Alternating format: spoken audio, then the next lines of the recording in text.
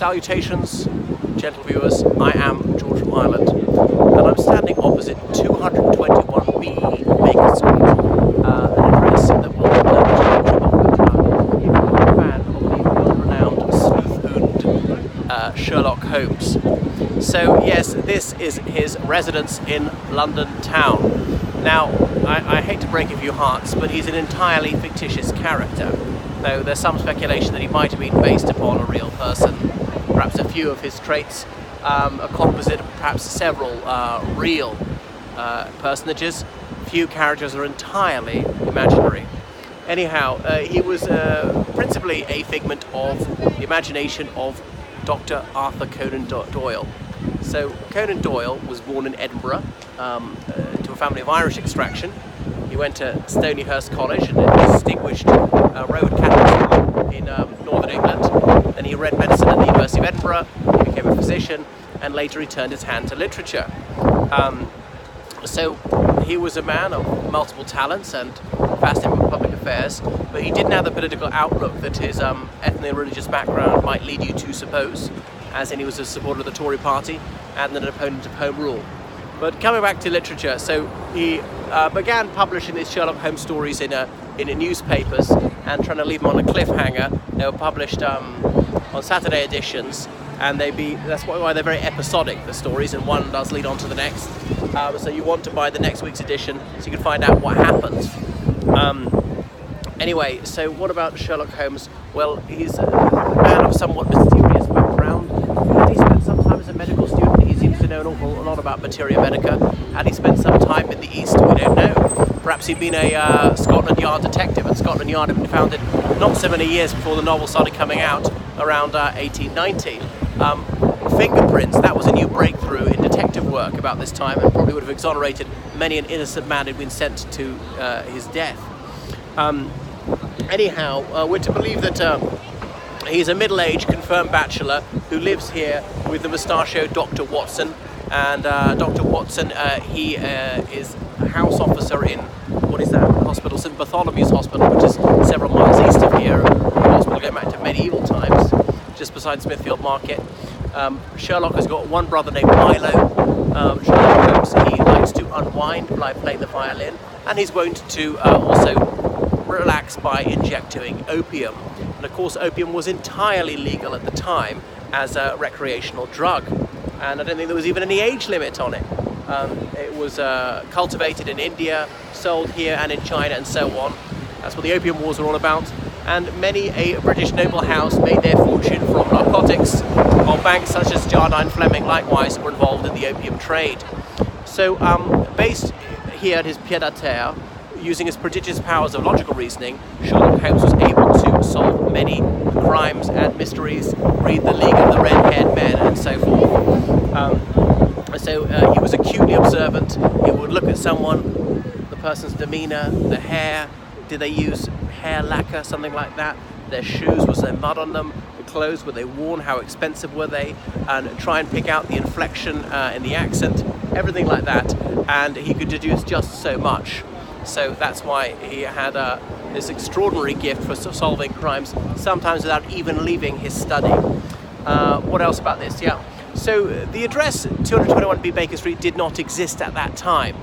Baker Street was up that way, as much of it still is, and ended at a lower number. Then in the 1920s, they renamed the current street, this wasn't Baker Street at the time, as an extension of Baker Street. All of a sudden, that world-famous address existed behind.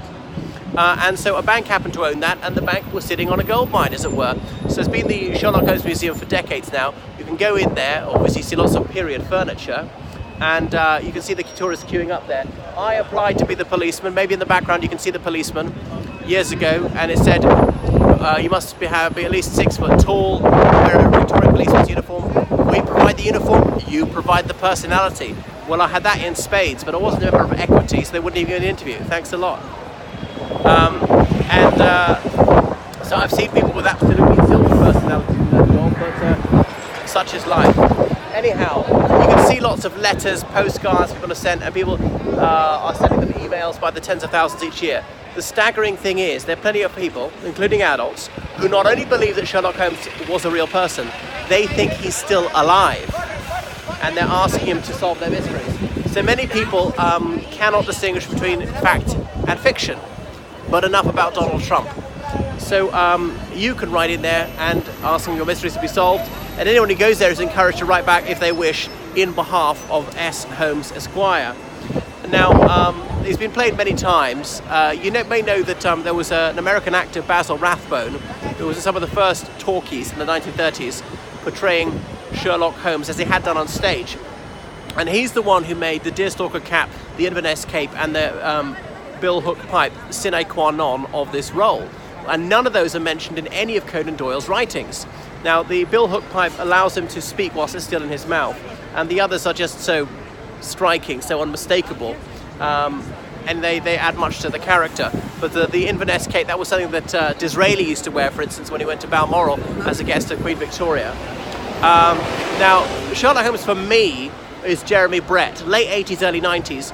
Jeremy Brett, that old Etonian dyslexic, he played Sherlock Holmes here. And was there some sort of homosexual undertone to it? I mean, they're both confirmed bachelors. One of them has a bushy moustache and he calls him my dear. I mean, does it need to be more obvious? There we are. Anyhow, and what's his name? Jeremy Brett was indeed bisexual. And they shot it here. And if you go back to the early 90s scenes, you can see them getting into those hackney cabs outside this address in the early 90s. Unfortunately, Jeremy Brett is no longer with us. He died in 1987 at a relatively early age, a man of the most outstanding theatrical talent. So that's that. There's been a more recent portrayal by, what's his name, that old Harrovian guy. I don't think much of him. Benedict Cumberbatch, the chap with the comedically posh name. But he didn't use the usual attributes of Sherlock Holmes.